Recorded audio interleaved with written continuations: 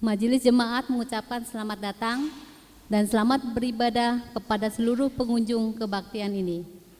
Kami juga menyambut dengan sukacita kepada Bapak Ibu Saudara-saudari yang baru pertama kali mengikuti ibadah di GKI Pamanukan. Jika Bapak Ibu Saudara-saudari membutuhkan informasi dan pelayanan, silakan menghubungi Penatua Jimmy Situmorang. Pelayan firman, kebaktian Jumat Agung tanggal 3 April 2026 akan dilayani oleh Penatua Kristianto. Kebaktian Paskah subuh dan pagi. Segenap umat diundang untuk hadir merayakan kebangkitan Tuhan kita dalam kebaktian Paskah yang akan dilaksanakan pada hari Minggu tanggal 5 April 2026. Kebaktian Paskah subuh pukul 5 pagi. Kebaktian Paskah pagi disertai pelayanan perjamuan kudus pukul 9 WIB dengan tema Bangkit Melampaui Realitas, dilayani oleh Emeritus Yohanes Bambang Mulyono. Sekian warta jemaat hari ini.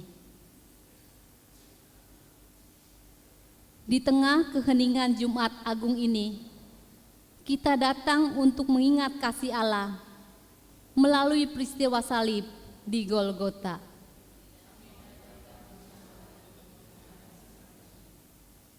Kami menatap salib bukan hanya dengan air mata, tetapi dengan iman yang berharap.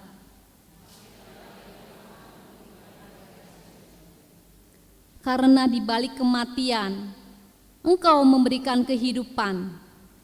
Di balik keheningan, Engkau menumbuhkan pengharapan.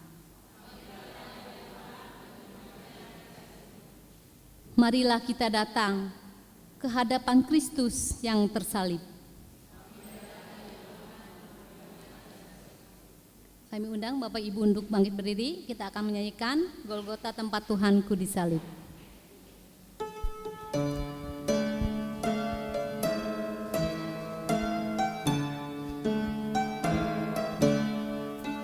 Golgota tempat Tuhanku disalib.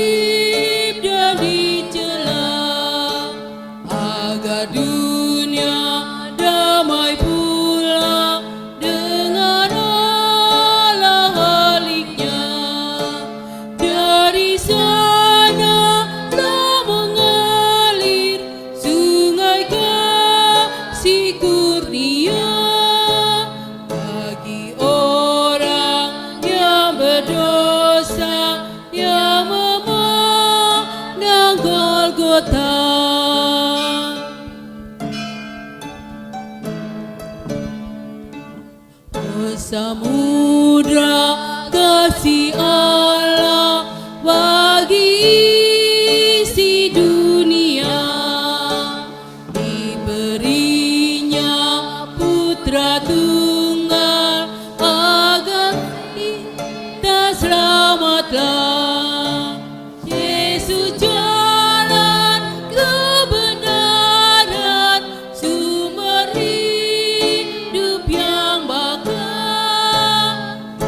berkorban bagi kita pada salib Golgota.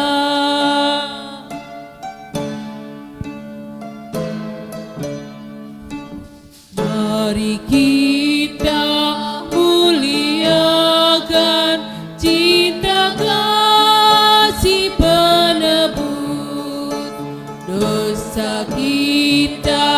Dia hapus dengan darah yang kudus. Ia taat sampai mati pada salib Golgota. Kita hidup oleh Dia, puji Tuhan selamanya. Umat yang terkasih di dalam Tuhan kita Yesus Kristus, marilah kita memulai kebaktian ini dengan sebuah pengakuan bahwa pertolongan kita adalah di dalam nama Tuhan yang menjadikan langit dan bumi. Amin. Tuhan beserta saudara.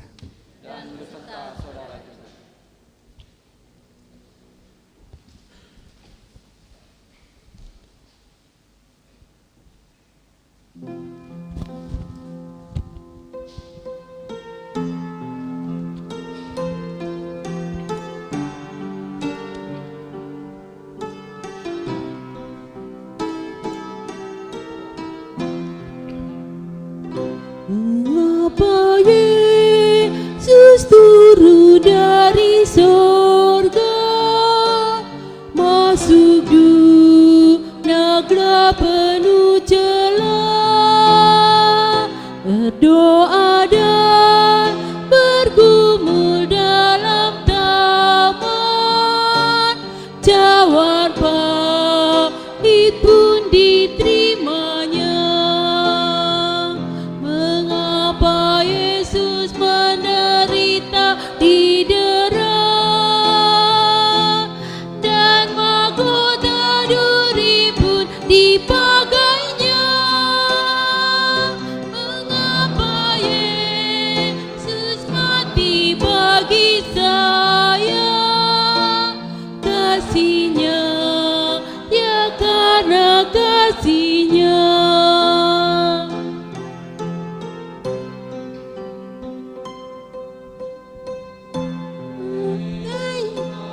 Pegang tanganku bila ku di jalan tersesat.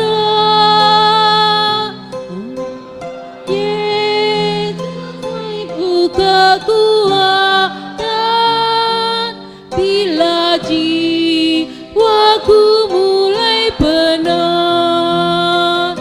Mengapa Yesus mau menanggung dosaku? Beriku damai serta sukacitanya. Mengapa Dia mau melindungiku? Kasihnya, ya karena kasihnya.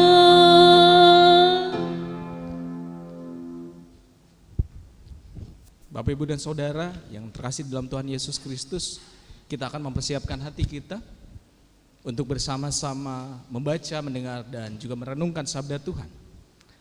Namun sebelum itu, mari kita meminta pimpinan Tuhan. Marilah kita berdoa.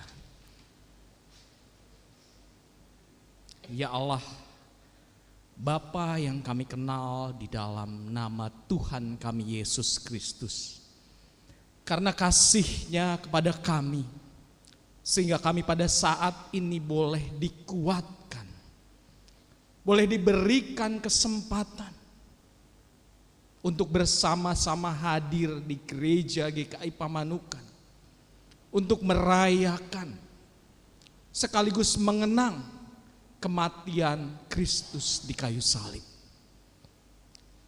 Kristus yang telah mati untuk kami, menebus dosa-dosa kami, sehingga pada saat ini kami dilayakkan untuk belajar tentang kebenaran sabda Tuhan.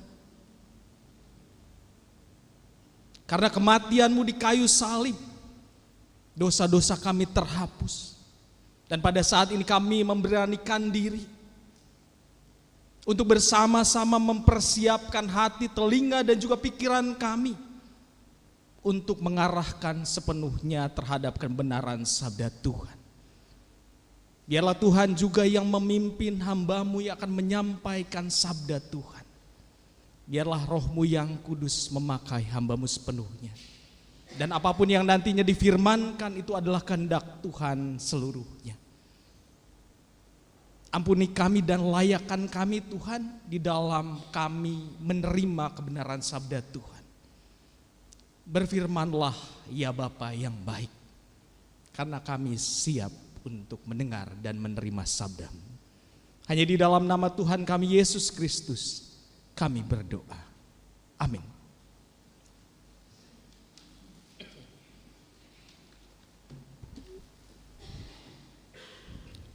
Bacaan pertama menurut Yesaya pasal 52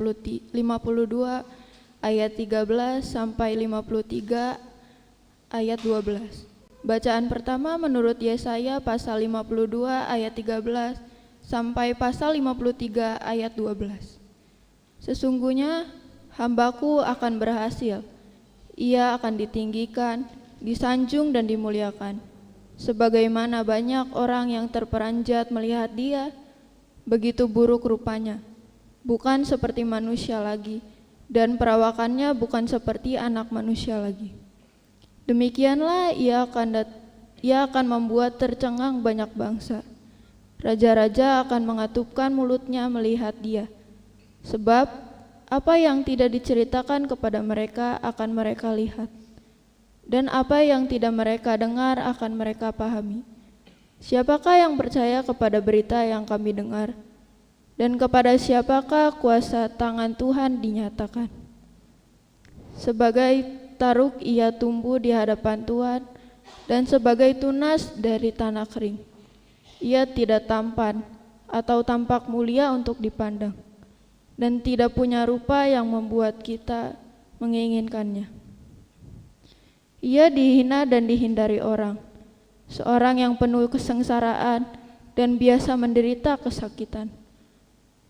Orang pun menutup muka ketika melihat dia. Demikianlah ia dihina, dan bagi kita ia tidak masuk hitungan.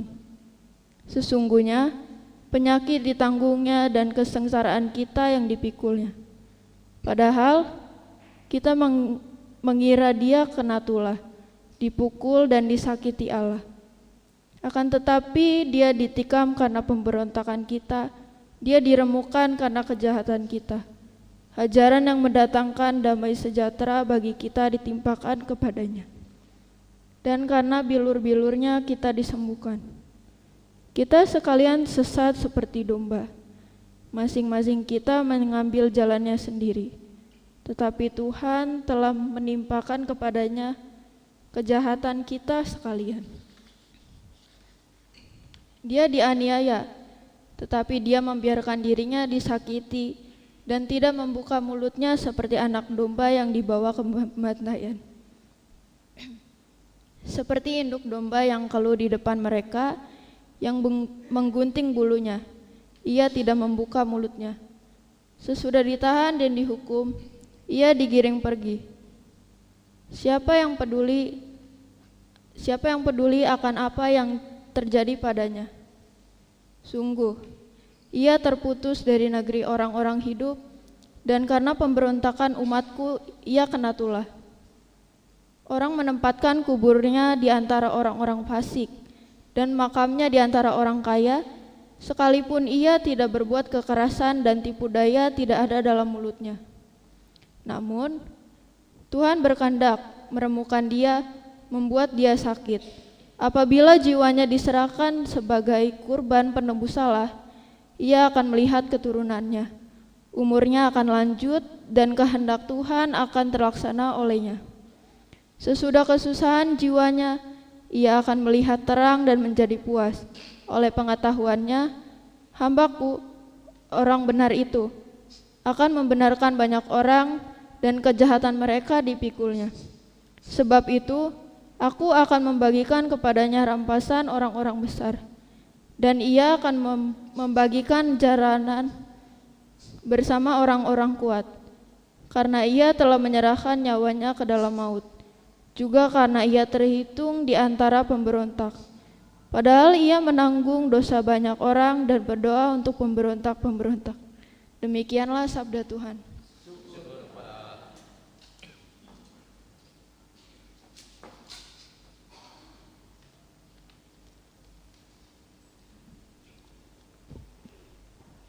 Mari kita tanggapin bacaan pertama tadi dengan menyanyikan Mazmur 22 secara berbalasan.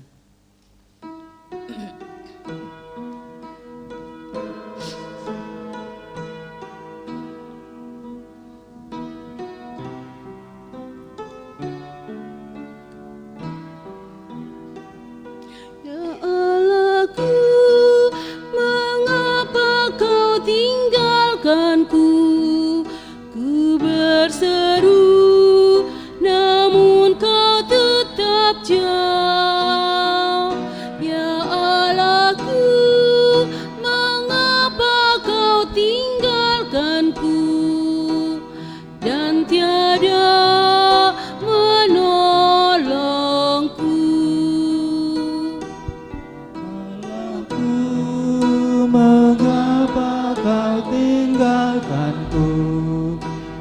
berseru namun kau tetap jauh.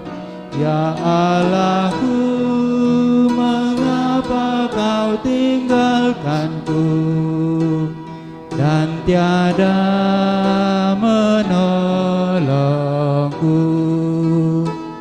Kau tak menjawab seruanku waktu siang, dan waktu malam tidak juga aku tenang. Padahal Kau Allah yang kudus dan berkuasa, bertata di atas pujian Israel.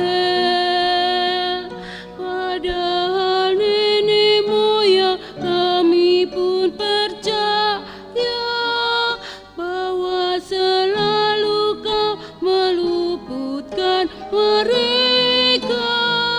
Padamu Tuhan mereka meminta tolong, dan mereka pun tidak dipermalukan.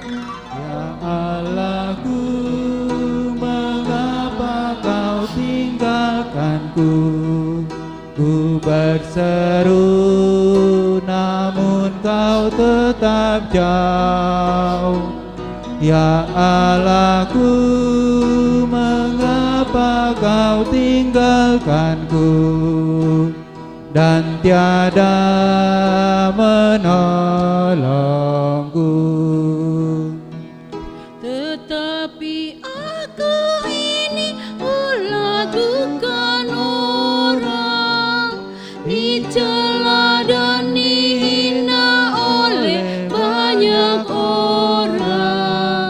Semua yang melihatku pun mencelaku, mencibirkan bibirnya dan mengejekku. Orang menggelengkan kepala melihatku, berkata dia menyerah kepada Tuhan. Biarlah Tuhan saja yang meluputkannya, jikalau Tuhan berkenan kepadanya. Ya Allahku, mengapa kau tinggalkanku? Ku berseru namun kau tetap jauh. Ya Allahku, mengapa kau tinggalkanku dan tiada menolongku? Ku mengeluarkan aku dari kandungan, membuat aku aman di dekat ibuku. Ku diserahkan padamu sejak ku lahir, sejak ku di kandungan Kaulah Allahku. Janganlah jauh dariku dan tolong aku, sebab kesusahan telah mendekatiku. Banyaklah banting-banting basah mengepungku, bagaikan singa yang siap menerkamku. Ya Allahku, mengapa kau tinggalkanku? Ku berseru namun kau tetap jauh. Ya Allahku, mengapa kau tinggalkanku dan tiada menolongku? Segala tulangku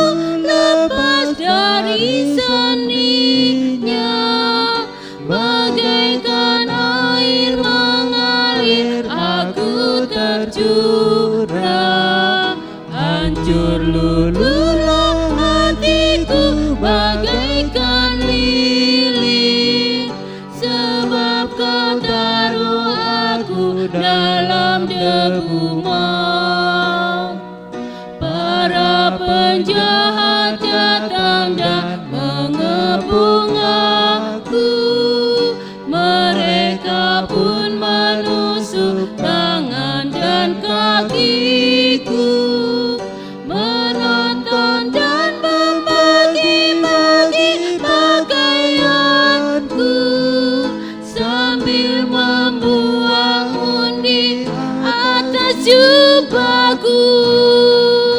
Ya Allahku, mengapa Kau tinggalkanku? Ku berseru, namun Kau tetap jauh. Ya Allahku, mengapa Kau tinggalkanku? Dan tiada menolongku.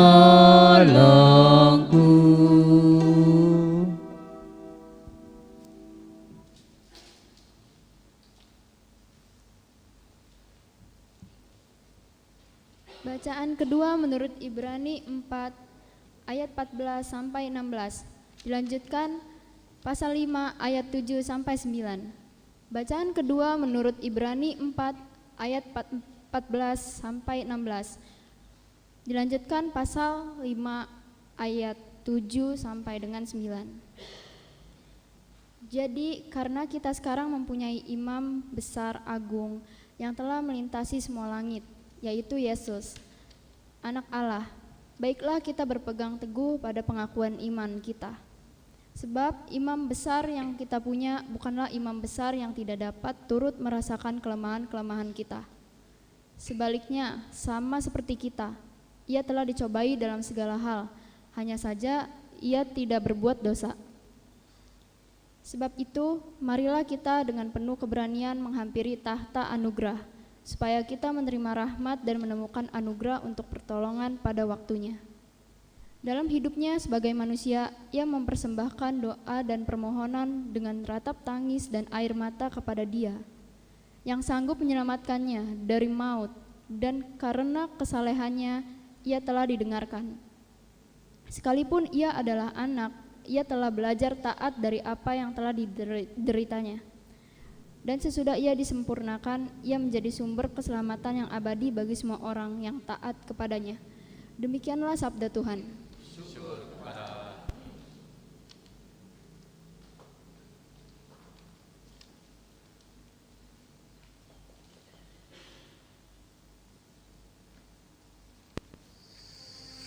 Malam itu, Yesus dan murid-muridnya memasuki sebuah taman di seberang sungai Kidron. Yudas yang tahu tempat itu datang bersama sepasukan prajurit dan penjaga-penjaga bait Allah untuk menangkapnya. Yesus maju ke depan dan bertanya, "Siapakah yang kamu cari?" Ketika mereka menjawab, "Yesus dari Nazaret." Ia berkata, "Akulah Dia." Mendengar itu, mereka mundur dan jatuh ke tanah. Namun Yesus menyerahkan dirinya tanpa perlawanan, sebab ia tahu semua yang akan menimpa dirinya.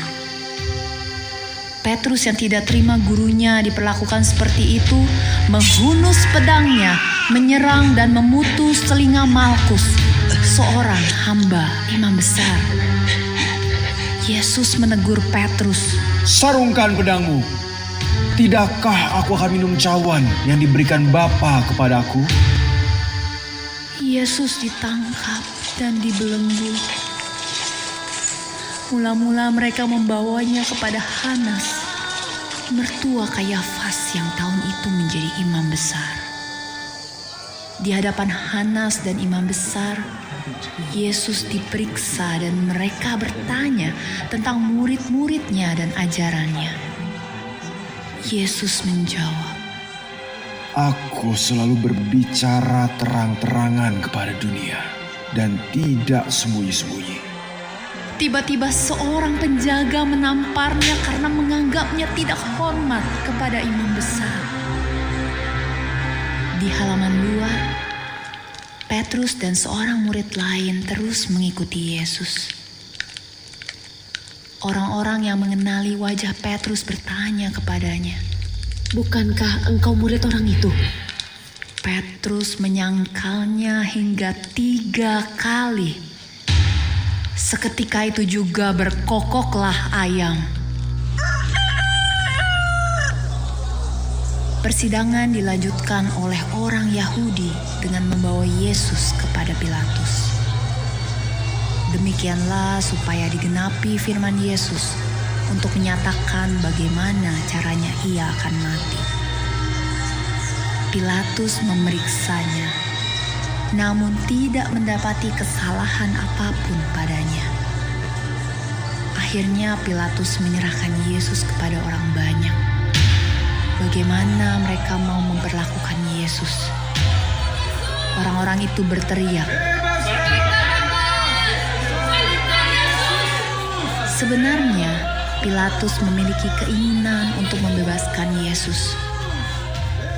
Namun karena Yesus tidak membela dirinya sama sekali dan teriakan orang-orang itu semakin menjadi, akhirnya ia menyerahkan Yesus untuk disalibkan.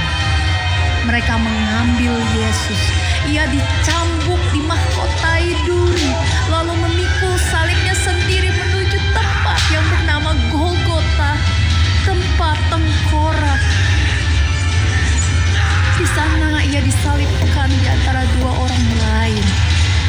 Dan di atas kepalanya bertuliskan, Yesus orang Nasaret, Raja orang Yahudi.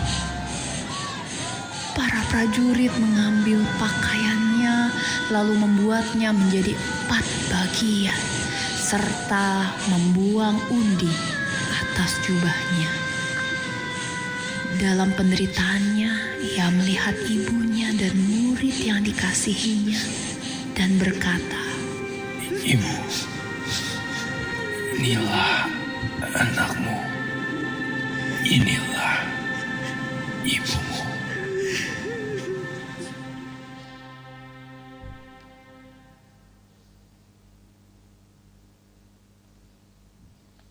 Umat diundang untuk bangkit berdiri.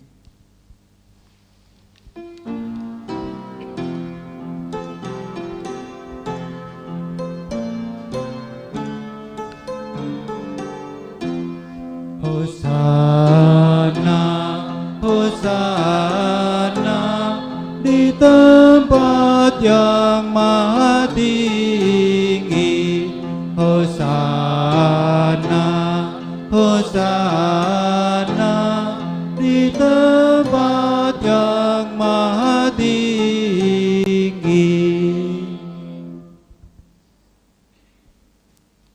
Kita akan membuka Alkitab kita akan membaca Injil yang terambil dari Injil Yohanes, pasalnya yang ke-19, ayatnya yang ke-28 hingga yang ke-42.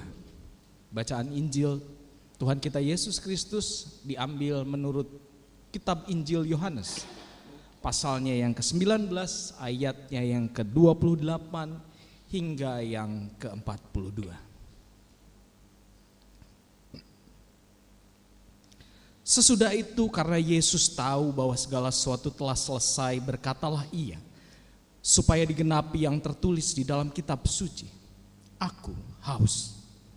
Di situ ada suatu bejana penuh anggur asam, lalu mereka melilitkan suatu bunga karang yang telah dicelupkan dalam anggur asam pada sebatang hisop, lalu mengulurkannya ke mulut Yesus.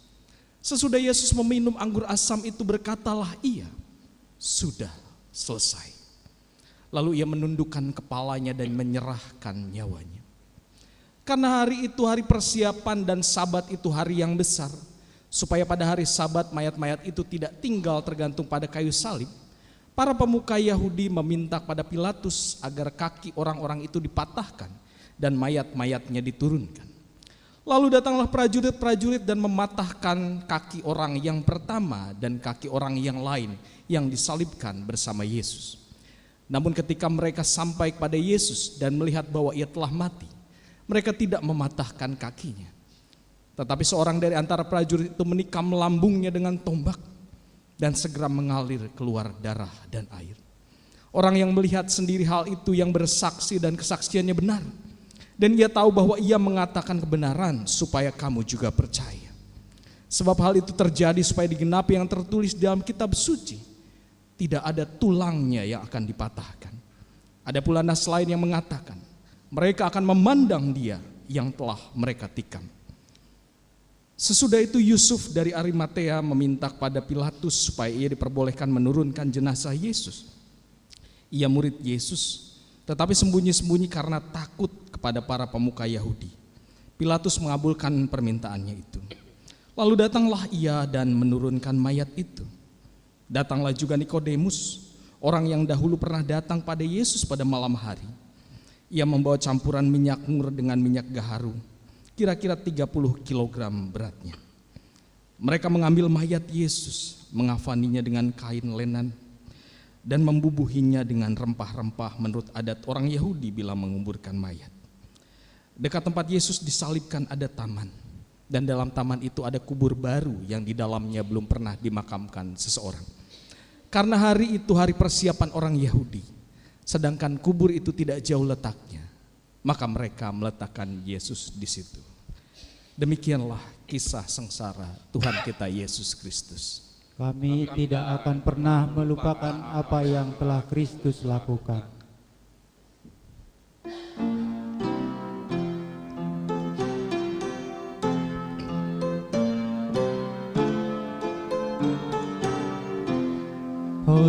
Hosana, Hosana di tempat yang maha tinggi.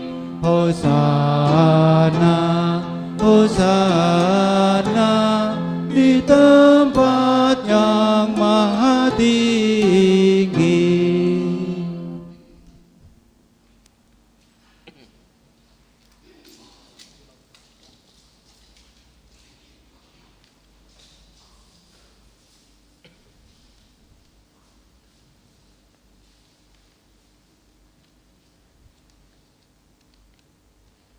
Shalom Bapak Ibu Saudara.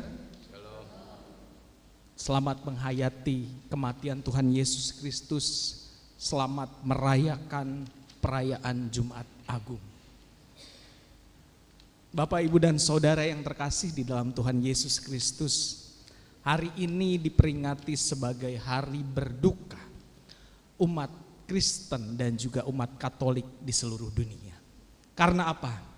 Karena pada hari ini Tuhan Yesus mati di kayu salib. Bukan tanpa alasan ia mati di kayu salib. Ia mati untuk kita semua. Dan pada saat ini kita juga akan bersama-sama belajar tentang bagaimana sang pemeran sejati, sang tokoh utama dari kisah sengsara ini harus mati di kayu salib. Bapak, Ibu, dan Saudara yang terkasih di dalam Tuhan Yesus Kristus, pernah mendengar kata lakon? Pernah? Mungkin orang Jawa familiar ya. Bu Iin pernah mendengar kata lakon, Bu? Ya, pernah? Lakon ini diambil dari bahasa Jawa kuno yang artinya kisah yang diceritakan. Bisa juga di dalam arti lain lakon ini adalah seorang pelaku, seorang tokoh yang menceritakan sebuah kisah hidupnya. Jadi kalau pada saat ini kita akan belajar bersama-sama bagaimana sang lakon utama, yaitu Tuhan Yesus Kristus, harus menempuh kisah sengsaranya sampai ia mati di kayu salib. Di dalam sebuah film ataupun drama atau pertunjukan, lakon ini menjadi penting. Dan di dalam kisah sengsara Kristus, peran utama yaitu Yesus Kristus sendiri menjadi tokoh yang sentral, tokoh yang penting untuk bersama-sama kita fokuskan. Bapak, Ibu, dan Saudara yang terkasih di dalam Tuhan Yesus Kristus, kalau kita melihat bacaan Injil kita, tadi sudah ditayangkan sebuah video yang berdurasi pendek, ya. Itu menceritakan bagaimana kisah Yesus dari awal ia ditangkap sampai ia disalibkan.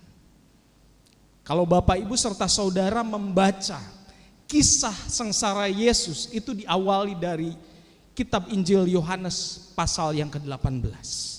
Jadi kalau Bapak, Ibu, dan saudara mau membaca kembali bagaimana kisah sengsara yang dialami oleh Tuhan kita Yesus Kristus, maka bukalah kitab Yohanes pasal 18. Jadi kalau yang kita baca dan kita dengarkan bersama-sama tadi adalah bagaimana ketika Yesus disalib lalu Yesus mati. Namun kisah sengsara ini dimulai dari bagaimana ia ditangkap oleh serdadu Romawi. Bapak, Ibu, dan saudara yang terkasih di dalam Tuhan Yesus Kristus, pada saat itu terjadi sebuah peristiwa yang mengejutkan.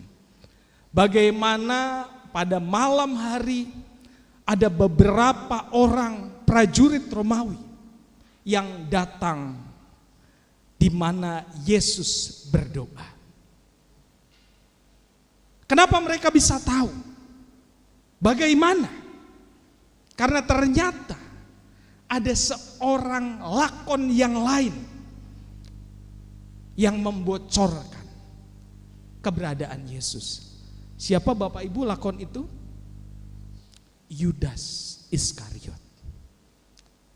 Yudas Iskariot membocorkan bagaimana dan di mana kebiasaan Tuhan Yesus ini berdoa. Lalu pertanyaan berikutnya adalah kenapa harus malam hari? Kenapa tidak siang hari? Padahal Yesus ini sering terlihat di jalan-jalan, di bait Allah, di tempat-tempat ibadah, ataupun mungkin di kediaman-kediaman umat. Tapi kenapa penangkapan ini harus dilakukan pada malam hari? Karena Bapak, Ibu, Yesus ini tokoh yang populer pada saat itu, di mana para pengikutnya, followersnya itu banyak. Jadi takutnya ketika penangkapan ini dilakukan pada siang hari, maka akan terjadi keributan. Para pendukung Yesus justru akan melakukan perlawanan. Makanya penangkapan ini dilakukan pada malam hari. Pada saat itu keadaan sepi, di mana tidak ada para pendukung Yesus di situ. Dan akhirnya Yudas yang sudah mengkhianatinya bersama-sama dengan prajurit Romawi datang untuk menangkapnya. Dan pada saat itu juga Yudas mau menunjukkan bahwa yang mana itu Yesus. Kalau di dalam Injil Sinoptik itu Injil Matius sampai Lukas, dikatakan bahwa cara Yudas memberitahu serdadu-serdadu ini adalah dengan mencium pipi Yesus. Maka ketika hal itu terjadi, Yesus ditangkap. Dan peristiwa yang menarik juga kembali terjadi di mana ketika Petrus yang pada saat itu marah, lalu ia menghunuskan pedangnya dan menebas telinga salah satu prajurit itu. Kejadian ini sungguh di luar nalar. Lalu Tuhan Yesus marah. Ia menegur Petrus. Dan pada saat itu juga Tuhan Yesus mau menunjukkan kuasanya kembali ketika ia menyembuhkan telinga prajurit itu. Bapak, Ibu, dan saudara yang terkasih dalam Tuhan Yesus Kristus, kalau Injil yang lain, Injil Matius, Markus, dan Lukas itu mencatat bahwa ketika penangkapan Yesus, Yesus itu digambarkan dalam keadaan yang tidak tenang, keadaan yang takut. Namun berbeda dengan sudut pandang Yohanes, di mana Yohanes mau menjelaskan bahwa Yesus ini bukan sosok penakut. Justru Yesus ini adalah sosok yang pemberani, di mana 2 kali ia mengatakan bahwa akulah dia. Akulah orang yang kalian cari. Dengan pernyataan seperti itu maka jelas Yesus ini bukan penakut. Justru Yesus ini adalah orang pemberani, di mana ia menunjukkan keberaniannya. Bapak, Ibu, dan Saudara, setelah ia ditangkap, lalu Yesus dibawa ke hadapan imam besar. Dan menarik Bapak Ibu, pertama kali Yesus diadili dibawa ke hadapan Hanas. Kalau Bapak Ibu dan Saudara tahu, Hanas ini adalah mertua dari Kayafas. Sebetulnya imam besar pada saat itu adalah Kayafas. Jadi ayah mertua dari Kayafas. Hanas ini tadinya menjabat sebagai imam besar, cuma sudah pensiun, lalu diganti oleh menantunya Kayafas. Menarik, kenapa menjadi menarik? Apa haknya Hanas untuk menghakimi Yesus? Hanas ini sudah tidak punya kuasa lagi, tidak punya jabatan lagi.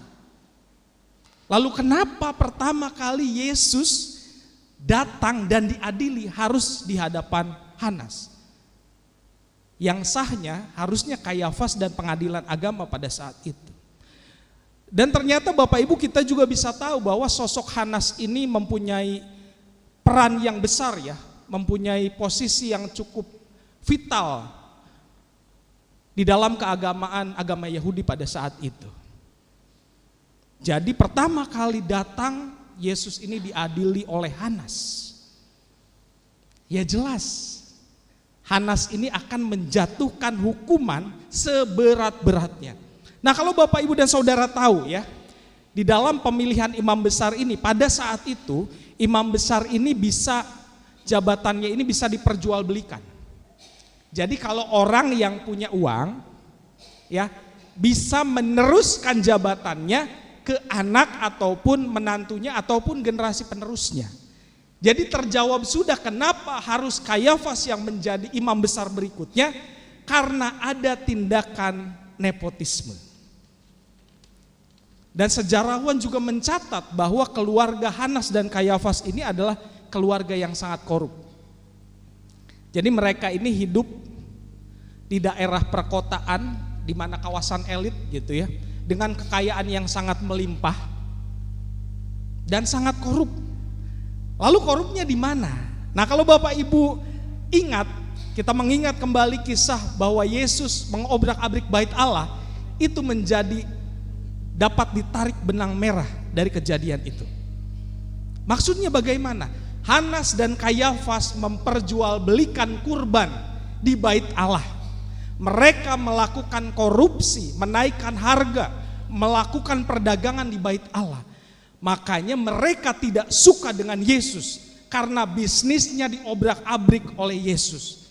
Dan tentunya ketika Yesus ditangkap itu menjadi kabar bahagia untuk mereka.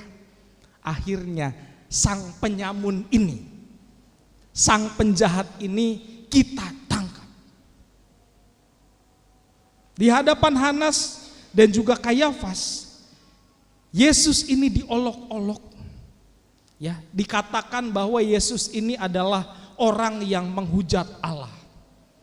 Jadi kalau Bapak Ibu dan Saudara tahu bahwa kejahatan terberat yang dilakukan di dalam keagamaan Yahudi pada saat itu adalah menghujat Allah. Jadi Hanas bilang orang ini sudah menghujat Allah, jadi dosanya tidak bisa diampuni. Setelah dibawa ke hadapan Hanas, lalu mereka membawa Yesus ke hadapan Pilatus. Nah, Bapak Ibu dan Saudara, ini juga menarik. Jadi kalau Bapak Ibu melihat kejadian ini, Yesus dibawa ke Pilatus untuk apa sih? Gitu ya. Kan sudah diadili dan katanya dia menghujat Allah lalu harus dihukum mati. Itu jelas. Jadi orang yang menghujat Allah, hukumannya adalah hukuman mati. Itu sudah jelas dalam pengadilan agama. Tapi dibawa ke Pilatus, ini kaitannya untuk apa? Padahal kalau pada saat itu Hanas dan Kayafas langsung menjatuhkan hukuman mati, sudah sah. Tapi ternyata mereka mau cuci tangan. Jadi Pilatus ini adalah wali negeri, kalau sekarang gubernur ya, gubernur di suatu negeri yang langsung di bawah pemerintahan kaisar. Jadi orang yang berpengaruh, yang mempunyai kekuasaan politik. Dibawalah ia ke hadapan Pilatus. Lalu Pilatus bertanya, apa kesalahannya? Lalu Hanas dan Kayafas beserta pengikutnya mengatakan, bukan menghujat Allah, tapi apa?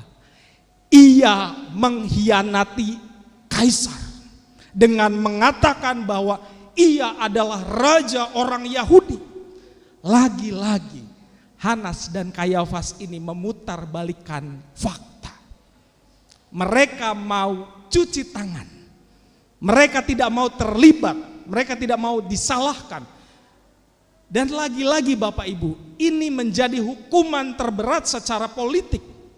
Bahwa orang yang menentang Kaisar lalu mengaku bahwa dirinya raja, ia juga harus disalibkan, harus dihukum mati. Lalu Pilatus bingung. Memang benar ia mengakui bahwa ia raja orang Yahudi. Lalu Hanas dan Kayafas mengatakan, benar Tuanku bahwa ia sudah mengakui dirinya sebagai raja. Bapak, Ibu, dan saudara yang terkasih di dalam Tuhan Yesus Kristus, pada saat itu kejadian berlangsung alot. Karena Pilatus pada saat itu tidak mendapati satu kesalahan pun pada Yesus.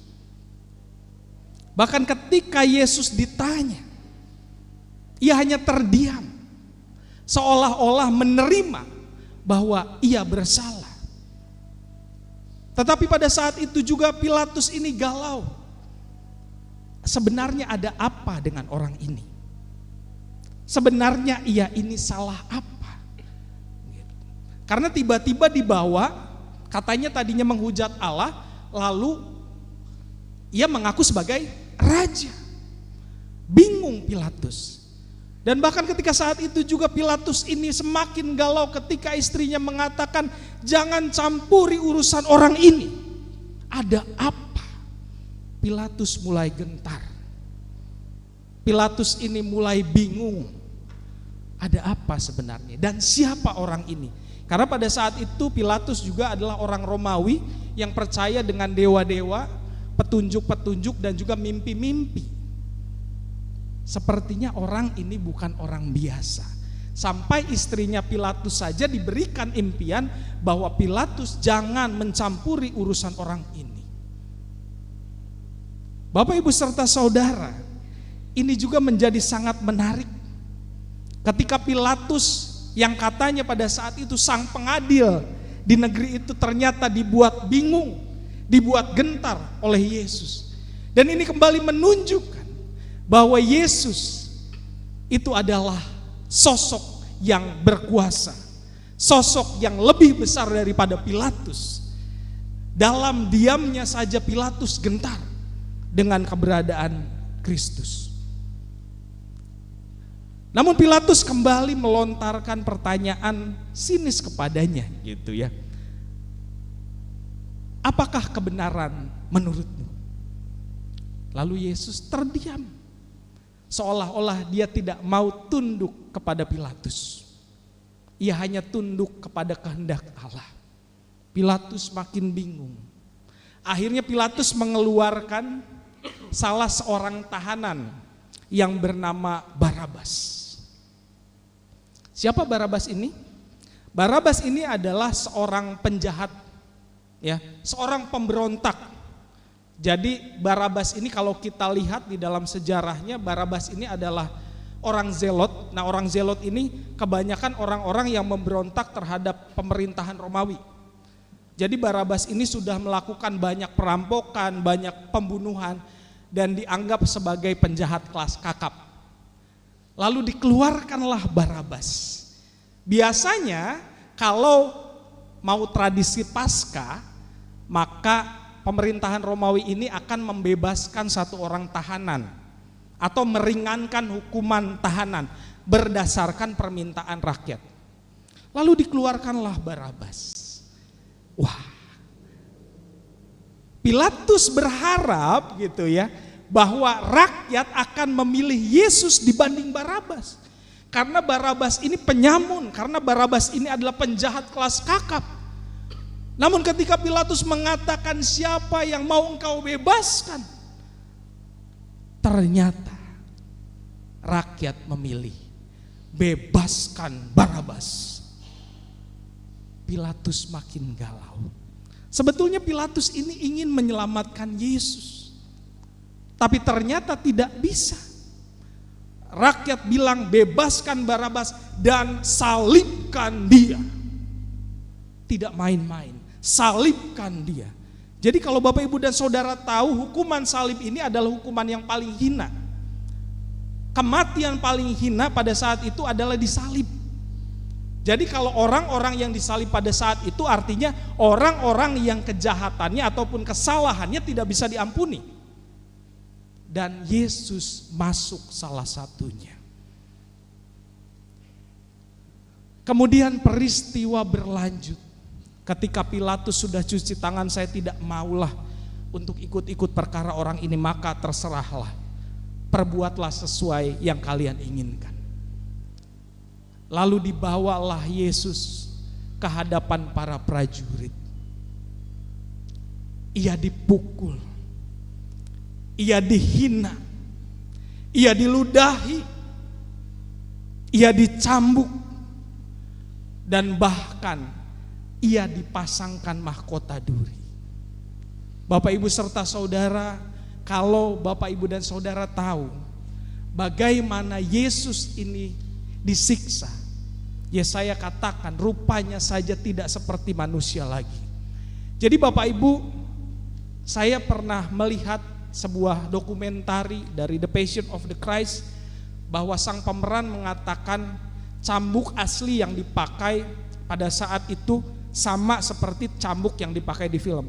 Jadi kalau Bapak Ibu tahu, cambuk yang dipakai pada saat Yesus disiksa itu bukan seperti cambuk kuda. Tidak. Tapi cambuknya ini cambuk yang dipasangi rantai besi dan juga dilapisi oleh duri-duri tajam. Bayangkan Bapak Ibu. Dan pada saat itu sang pemeran juga mengatakan saya menangis. Karena apa? Karena pada saat itu ia mengalami kejadian yang luar biasa mengagetkan bagi dirinya. Jadi kalau pada saat itu di film itu ada properti kulit sintetis dan itu tebal. Jadi ketika ia dicambuk, kulit sintetis itu sobek. Dan ia mengalami sedikit luka gores. Jadi bayangkan Bapak Ibu, ketika cambuk itu dicambukkan ke kulit Yesus, ke tubuh Yesus. Jadi sekalinya ditarik, maka bukan hanya kulit yang sobek, tapi daging juga terbawa. Pantas saja Yesaya mengatakan rupanya tidak seperti manusia lagi. Jadi ketika ia dicambuk, kulitnya dan dagingnya terbawa. Lalu Bapak Ibu bisa membayangkan bagaimana mahkota duri yang dipasangkan ke kepala Tuhan Yesus. Bukan hanya mahkota seperti yang kita lihat di film, mahkota berduri lalu cuma dipakaikan seperti topi. Tidak Bapak Ibu. Tapi mahkota duri ini ditanam, bukan dipasangkan. Ditanam. Jadi ketika dipasangkan di kepala dia ditekan. Dan mahkota duri itu menusuk ke kepala Yesus. Sungguh keji siksaan yang dialami oleh Tuhan kita Yesus Kristus. Jadi duri tajam di dalam mahkota itu menusuk ke dalam kepalanya. Nah tidak sampai di situ, ia dihina, ia diolok-olok, ia diejek. Katanya seorang raja harus memakai mahkota dan memakai jubah ungu, jubah kebesaran raja. Lalu tidak sampai di situ, bagaimana Yesus kembali disesah ketika ia harus memikul salibnya yang begitu berat.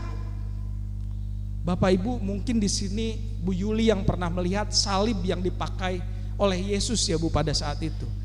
Jadi bukan salib yang seperti ini kecil ya gitu ya. Tapi kalau pada saat itu saya berbincang dengan Pak Amir, salibnya itu seperti kayu gelondongan. Jadi kalau pohon yang ditebang, kayunya itu diameternya besar segini seperti itu. Dan jalan dari pengadilan tersebut ke Golgota ini menanjak, betul Bu Yulia? Jangankan memikul salib yang mungkin ukurannya atau beratnya lebih dari 100 kg, kita saja yang tidak membawa apa-apa capek, ya Bu ya. Apalagi Tuhan Yesus dengan memikul salib yang begitu berat, dengan siksaan, dengan hinaan, dan ia diludahi. Bagaimana beratnya perjuangan Kristus ketika ia memikul salibnya ke Golgota. Di tengah perjalanan ia terjatuh, lalu ditolong oleh seorang yang bernama Simon. Ia memikul salib, mengantar Yesus ke bukit Golgota. Lalu di dalam perjalanan itu juga banyak kejadian yang tidak diinginkan. Bagaimana kita tahu di minggu kemarin kita melaksanakan Minggu Palmarum. Yesus disambut menjadi seorang raja baru. Yesus dielu-elukan. Rakyat menggoyang-goyangkan daun palma untuk menyambut sang raja baru. Tapi ternyata pada kejadian itu rakyat bungkam. Bahkan justru rakyat atau pendukung Yesus yang tadinya mendukung Yesus justru menjatuhkannya. Kita juga bisa melihat bahwa muridnya yang katanya bersedia mati untuk Yesus justru mengkhianatinya. Petrus menyangkal Yesus 3 kali. Yang katanya saya siap mati untuk Tuhan. Tapi ternyata rasa takut sebagai manusia menyelimuti Petrus dan ia tidak mengakui Tuhan Yesus. Bayangkan bagaimana jika itu ada di posisi kita. Sudah dikhianati, sudah diludahi, sudah dihina, disiksa, bahkan dipersiapkan untuk dibunuh. Dan pada saat itu Yesus juga kembali mendaki ke Golgota. Bagaimana di situ sudah disiapkan tempat pengirikannya. Yesaya mengatakan bahwa ia seperti domba yang dibawa ke tempat pengirikannya. Ia mempersiapkan dirinya untuk mati di kayu salib. Ketika salib itu dipasang. Tapi terlebih dahulu Yesus harus dipaku. Saya juga pernah melihat sebuah video bahwa paku yang dipakai untuk memaku tangan dan kaki Yesus itu bukan paku seperti sebesar ini ya Bapak Ibu ya. Bapak Ibu tahu pasak? Pasak ini adalah paku yang dipasang untuk tenda. Sebesar itu. Jadi mungkin diameternya segini. Bayangkan lubang yang dihasilkan itu sebesar apa? Itu untuk tangannya. Untuk kakinya itu lebih gila lagi Bapak Ibu. Pakunya mungkin sepanjang 30 cm penggaris. Kita saja yang terkena misalkan tertusuk paku, tertusuk duri, itu sakitnya lumayan. Apalagi ini ditembus dengan paku atau pasak yang ukurannya sebegitu besar. Karena kalau ukuran pakunya kecil itu tidak akan menancap. Apalagi itu menancapkan bagian tubuh manusia yang ada tulang dan segala macamnya. Jadi pakunya atau pasaknya ini harus besar. Bayangkan Bapak Ibu betapa menderitanya Tuhan kita. Ketika ia harus menebus dosa-dosa kita. Kemudian salibnya diangkat. Maka pada saat itu Yesus juga mengatakan bahwa ia haus. Dan tidak lepas dari situ saja siksaan yang dialami oleh Tuhan Yesus. Bapak Ibu tahu ketika Yesus mengatakan bahwa ia haus, ia diberi minum anggur asam. Nah kalau Bapak Ibu cari di Google, anggur asam itu adalah anggur yang tidak layak diminum oleh manusia. Ya, anggur asam itu adalah anggur yang paling jelek dan biasanya itu diberikan untuk minuman ternak. Ya, jadi bangsa Israel ini, orang-orang Yahudi ini selalu mempersiapkan anggur di dalam pesta dan anggurnya yang terbaik.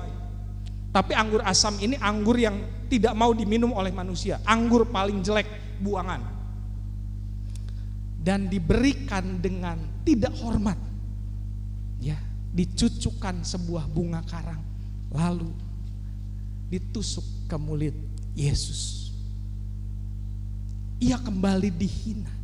Bahkan ketika Yesus di kayu salib, jubahnya dibagi-bagi, dijadikan undi, diejek lagi sebelum ia mati. Maka kekejian terus terjadi. Dan ketika ia terpaku di kayu salib, ia juga sempat mengatakan, Eloi, Eloi, lama sabachthani. Tuhanku, Tuhanku, kenapa engkau meninggalkan aku? Dan sisi kemanusiaan Yesus terlihat. Bagaimana seorang manusia yang disiksa begitu rupa. Bahkan rupanya tidak lagi mirip manusia. Ia menyerahkan hidupnya seluruhnya kepada Bapa. Dan akhirnya kurang lebih pukul 3 pada saat itu, Yesus menghembuskan nafas terakhir. Dan ia mengatakan, sudah selesai. Dan ia menundukkan kepalanya.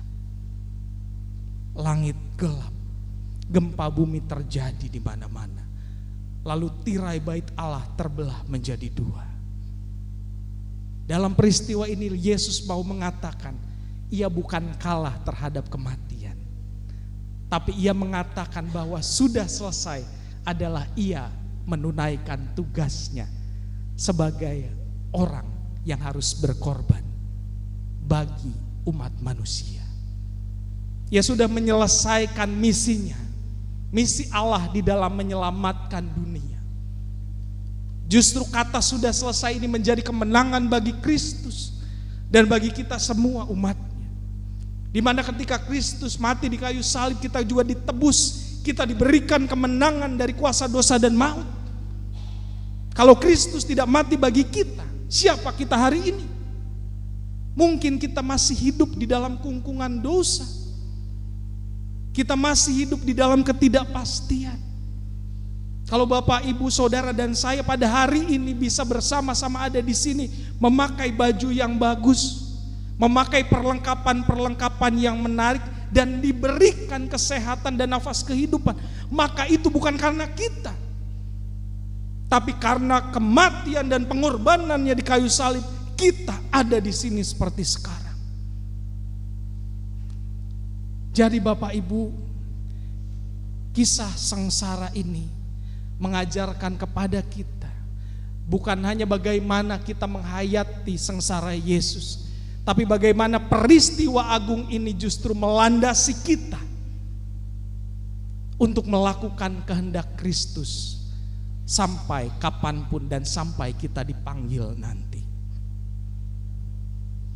Bapak, Ibu, dan Saudara, pada perayaan Jumat Agung ini, kita mau bertanya kepada diri kita sendiri. Kita melihat ada beberapa lakon yang terlibat. Apakah saya mau menjadi seperti Yudas Iskariot yang mengorbankan dan mengkhianati orang yang sudah percaya kepadanya demi keuntungan semata? Lalu apakah kita juga akan menjadi seperti Hanas dan Kayafas yang dengan kebencian mereka menghalalkan segala cara untuk menyingkirkan sang pesaing? Atau memang kita memilih untuk menjadi seperti Pilatus yang sebetulnya mempunyai kuasa untuk membebaskan Kristus, melakukan kebenaran, tapi ia takut akan kekuasaan kaisar? Ataukah kita menjadi seperti Petrus yang katanya setiap hari ada untuk Tuhan, yang setiap hari bersama-sama dengan Tuhan, yang mungkin pada saat ini Bapak Ibu selalu beribadah ke gereja secara rajin, tapi ternyata di akhir mengkhianati Kristus dengan menyangkalnya. Lalu apakah kita juga akan menjadi seperti serdadu Romawi yang melihat kebenaran namun pura-pura buta karena takut dengan kekuasaan? Pertanyaan untuk kita renungkan bersama. Apakah pada saat ini kita menghayati kematian Kristus sebagai suatu peristiwa yang agung?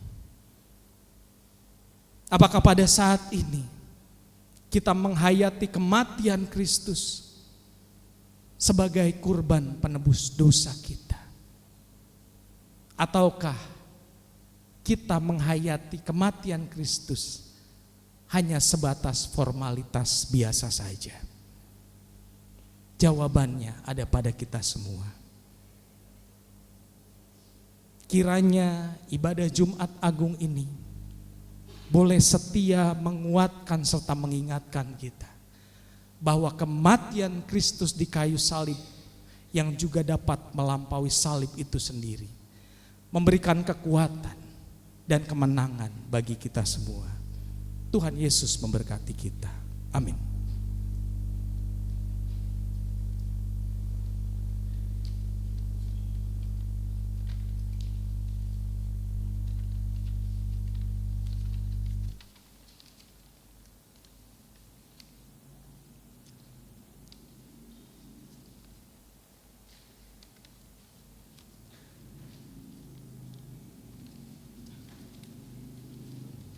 Bapak Ibu, saya undang bangkit berdiri. Marilah kita bersama dengan umat Allah di masa lalu, masa kini dan masa depan mengingat janji baptisan kita dengan mengikrarkan pengakuan iman rasuli.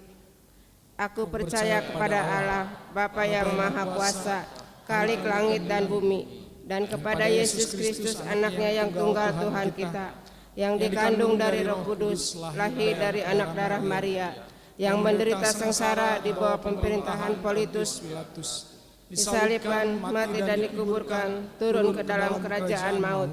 Pada hari yang ketiga, bangkit pula dari antara orang mati, naik ke surga, duduk di sebelah kanan Allah, Bapa yang Maha Kuasa. Dan dari sana Ia akan datang untuk menghakimi orang yang hidup dan yang mati. Aku percaya pada Roh Kudus, gereja yang kudus dan am, persekutuan orang kudus, pengampunan dosa, kebangkitan orang mati, dan hidup yang kekal. Amin. Silakan duduk kembali.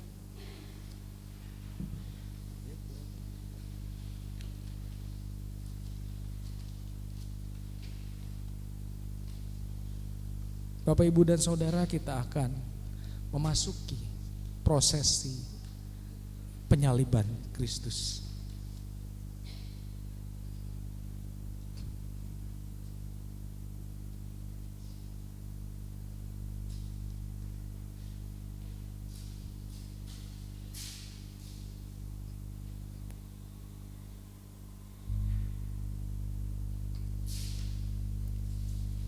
Perjalanan Yesus Kristus menuju Golgota bukanlah sekadar kisah pengorbanan biasa, melainkan jalan kasih Allah yang menyelamatkan umat manusia.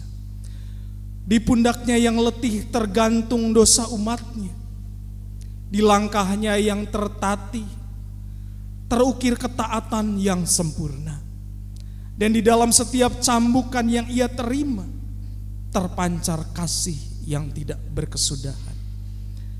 Kini, marilah kita menyiapkan hati untuk mengingat dan menghayati perjalanan kasih itu melalui prosesi salib yang akan kita lakukan. Kiranya dalam perenungan ini kita diingatkan untuk memahami bahwa di balik salib yang berat, tampak kasih yang melampaui segalanya.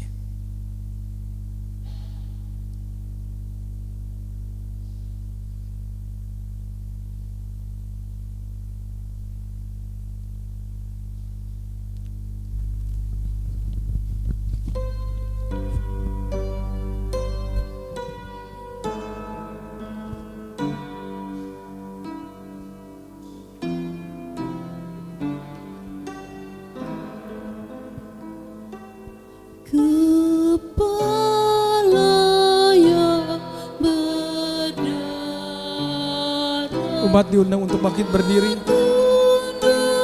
Dan sedih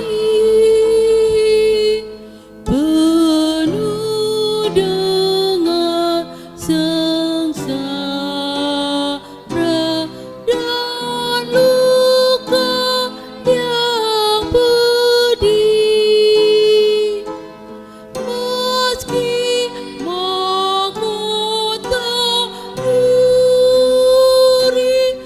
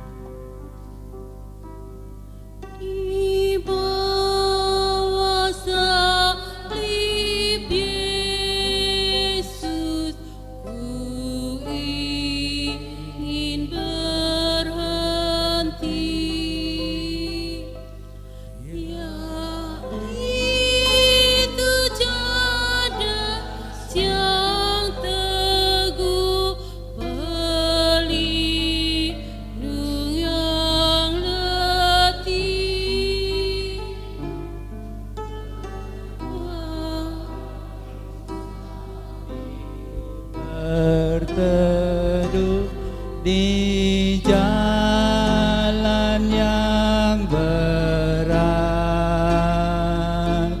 naungan di panas terik bagiku yang penat.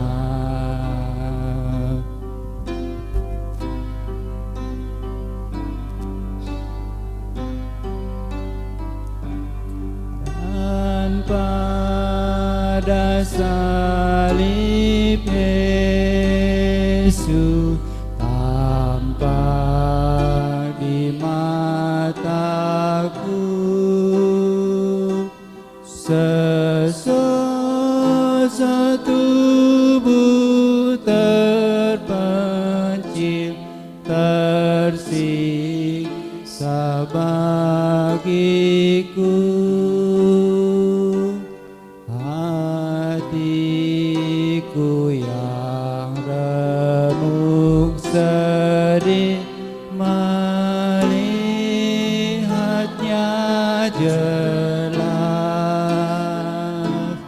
bahwa aku tiada yang dapat kasih dan belas.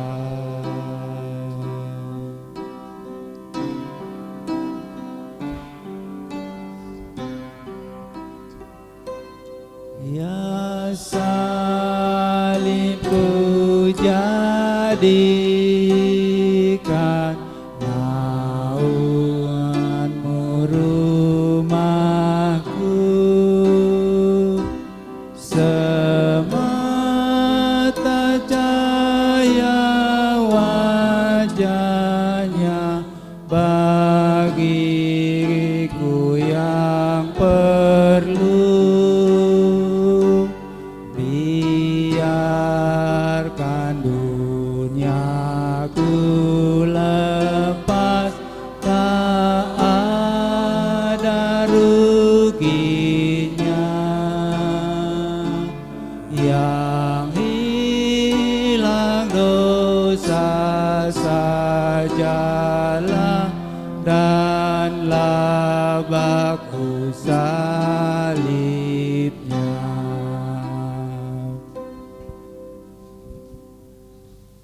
Mari kita berdoa. Ya Allah, Bapa yang penuh kasih,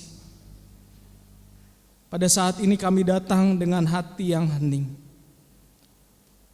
mengenang penderitaan dan pengorbanan anak-Mu yang tunggal, yaitu Tuhan kami Yesus Kristus. Di bawah bayang-bayang salib-Mu kami menyadari betapa besar kasih-Mu bagi dunia ini. Kasih yang rela berkorban, kasih yang tidak meninggalkan kami di dalam dosa, melainkan kasih yang membuka jalan keselamatan untuk kami. Ya Bapa, pada saat ini kami mengaku di hadapan-Mu bahwa seringkali kami hidup jauh dari kehendak-Mu. Kami lebih memilih jalan kami sendiri, kami menyakiti sesama, dan kami mengabaikan kasih yang telah Engkau nyatakan. Ampunilah kami ya Tuhan, oleh karena pengorbanan Kristus di kayu salib. Sucikanlah hati kami, perbarui hidup kami, agar kami sungguh-sungguh hidup sebagai anak-anak-Mu. Pada hari yang kudus ini, ajarilah kami untuk memaknai salib Kristus dalam kehidupan kami. Belajar mengasihi sesama dengan tulus, belajar mengampuni dengan rela, dan belajar setia di dalam penderitaan. Kami juga berdoa bagi dunia ini ya Tuhan, yang masih dipenuhi dengan penderitaan, ketidakadilan dan kebencian. Kiranya kasih salib Kristus menjamah setiap hati, membawa damai, pengharapan dan juga pemulihan bagi dunia ini. Kuatkanlah gereja-Mu ya Tuhan, agar tetap setia memberitakan kasih dan keselamatan di dalam Kristus, meskipun menghadapi berbagai tantangan. Bagi setiap kami yang mungkin pada saat ini sedang memikul beban kehidupan yang berat, yang sedang bergumul di dalam kesulitan, ingatlah bahwa Engkau adalah Allah yang turut menderita bersama kami dan tidak pernah meninggalkan kami. Kami teringat akan saudara-saudara kami yang pada saat ini sedang dalam keadaan yang kurang sehat. Kami berdoa untuk cucu dan cicit dari Ibu Nana Liana. Biarlah Tuhan yang setia untuk memberikan kekuatan serta kesembuhan sesuai dengan waktu Tuhan. Biarlah Tuhan juga memberkati obat-obatan yang dikonsumsi, para medis yang terlibat dan juga keluarga. Biarlah Engkau yang menguatkan dan meneguhkan iman mereka, sehingga mereka boleh menyerahkan kesembuhan yang berasal daripada-Mu agar datang segera. Akhirnya ya Bapa, biarlah melalui perenungan Jumat Agung pada saat ini, hidup kami diubahkan, dan kami semakin setia mengikut Kristus di dalam seluruh hidup kami. Di dalam nama Tuhan kami Yesus Kristus, yang telah mati dan bangkit bagi kami, kami akan akhiri doa kami dengan doa Bapa kami. Bapa kami yang ada di surga, dikuduskanlah nama-Mu, datanglah kerajaan-Mu, jadilah kehendak-Mu di bumi seperti di surga. Berikanlah kami pada hari ini makanan kami yang secukupnya, dan ampunilah kami akan kesalahan kami, seperti kami juga mengampuni orang bersalah pada kami. Dan jangan bawa kami ke dalam pencobaan, tapi lepaskanlah kami daripada yang jahat, karena Engkau yang punya kerajaan dan kuasa dan kemuliaan sampai selama-lamanya. Amin.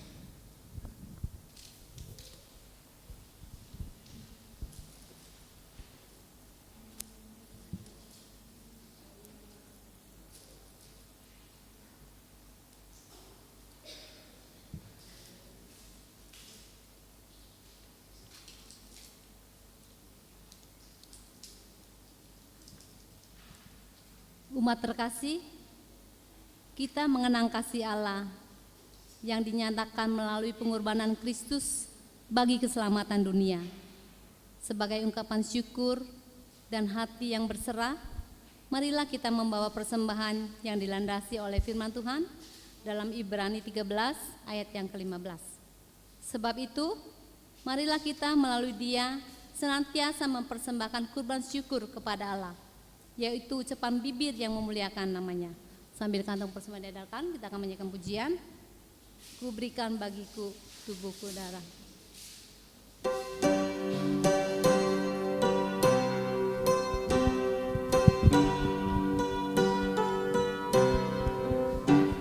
Ku berikan bagimu tubuhku darahku, Engkau pun ku tebus selamat jiwaku. Bagimu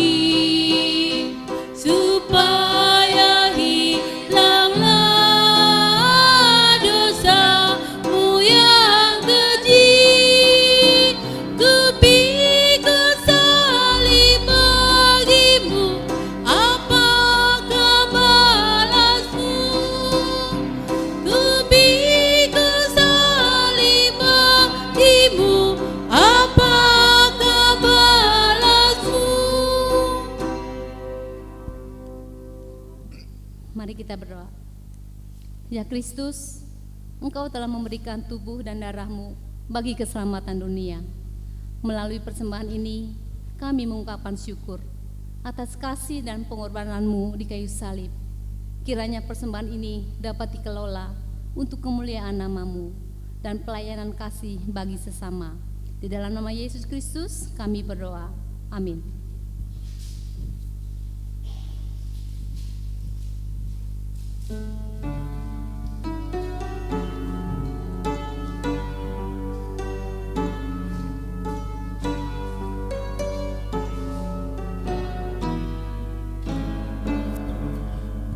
Pujilah biksu sumber segala kurnia, surga dan bumi puji terus Sang Bapa Putra Roh Kudus.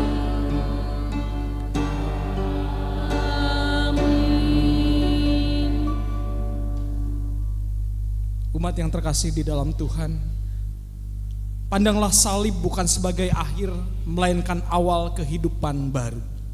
Wartakanlah berita kasih-Nya, jadilah terang dimanapun engkau berada.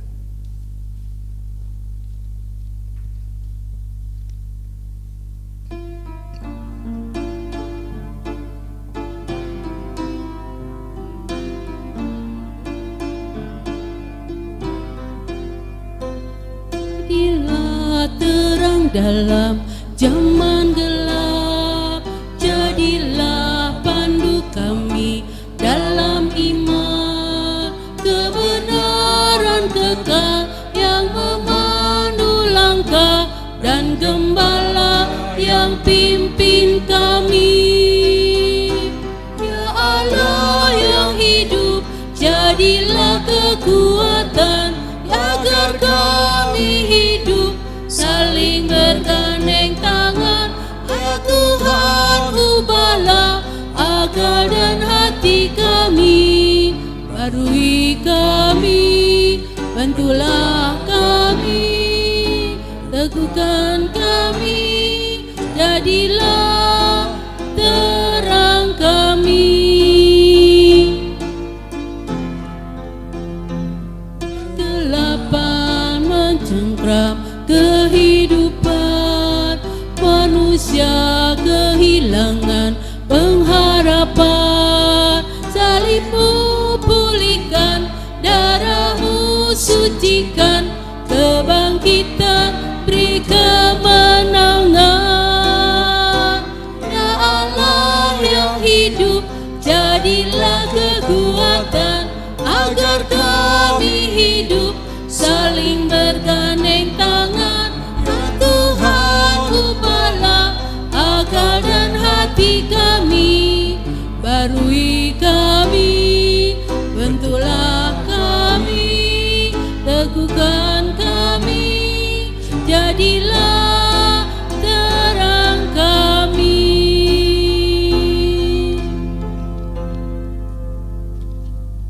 Umat yang terkasih di dalam Tuhan, kita tiba di penghujung ibadah kita.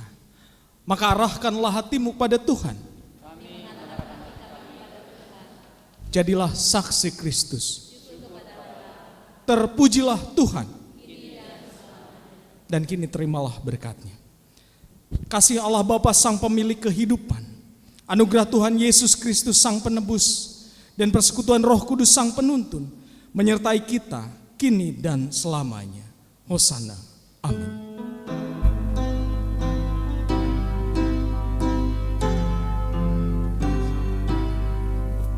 Hosana, Hosana.